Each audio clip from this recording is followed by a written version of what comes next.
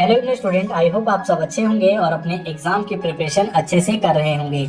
आपके exam preparation के लिए आज के इस वीडियो में हम आपके लिए BHDE 143 का सैंपल क्वेश्चन आंसर पीडीएफ लेकर आए हैं, जिसे आप gas paper, important question answer PDF या एग्जाम नोट्स भी कह सकते हैं।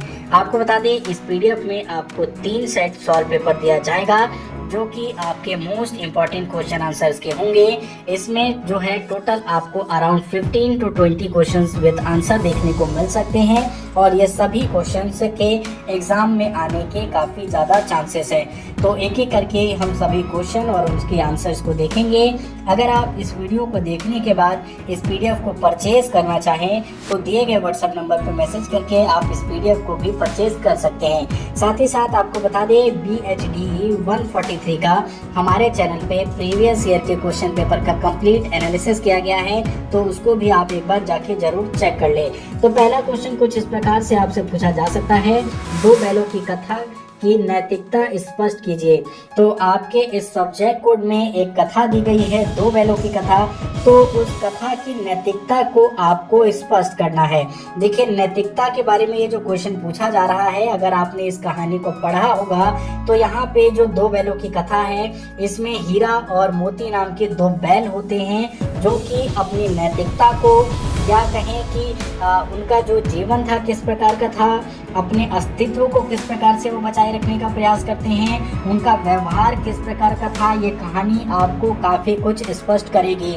उनकी नैतिकताओं को आप देखते हैं तो वो जो दो बैल थे, उनका किस प्रकार का जीवन संघर्ष भरा रहा, कैसे उनको किसी दूसरे के हाथों बेच दिया जाता है, वहाँ पे उनके साथ क्या क्या दुर्व्यवहार होता है, क्या क्या यातनाएं सही जाती है, उसके बावजूद भी वो लोग जो है इसका विरोध जो करते हैं, वो इसमें किसी प्रकार का वो हिंसा का प्रयोग नहीं करते। तो उसमें बैलों की जो नैतिकता है उसको दिखाने का प्रयास किया गया है।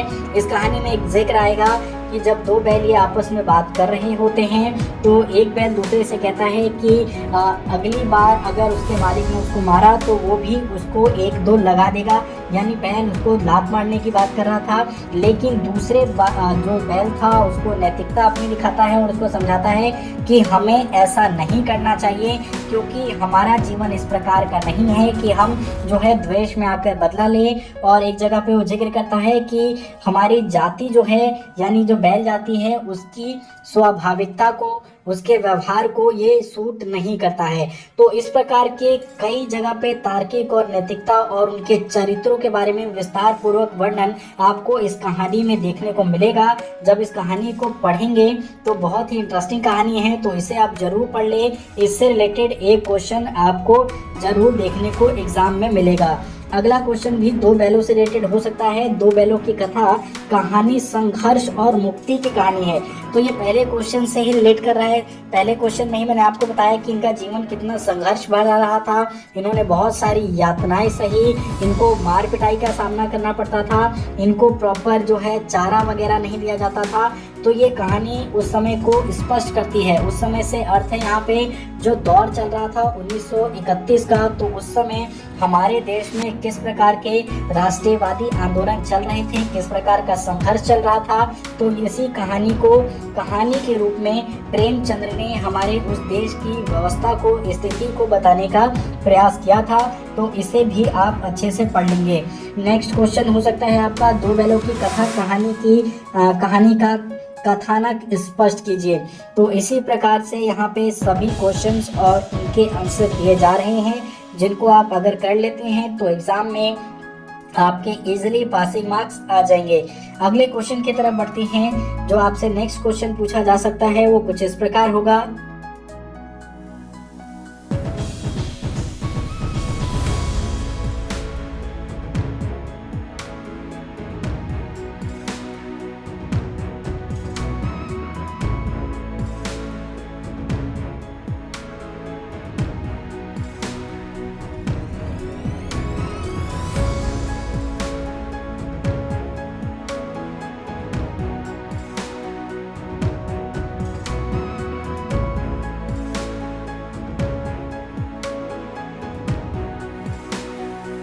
नेक्स्ट क्वेश्चन आपका हो सकता है पंच परमेश्वर कहानी की समीक्षा कीजिए। तो जो पंच परमेश्वर कहानी थी उसमें उस समय गांव में पंचों का क्या योगदान हुआ करता था, किस प्रकार से पंच को जो है या जो व्यवस्था होती थी पंचायती व्यवस्था उसमें एक भगवान के रूप में उनको देखा जाता था, उनकी क्या योग्यताएं रहती थी, पंचायत किस प्रकार से बुलाई जाती थी, क्या व्यवस्था थी।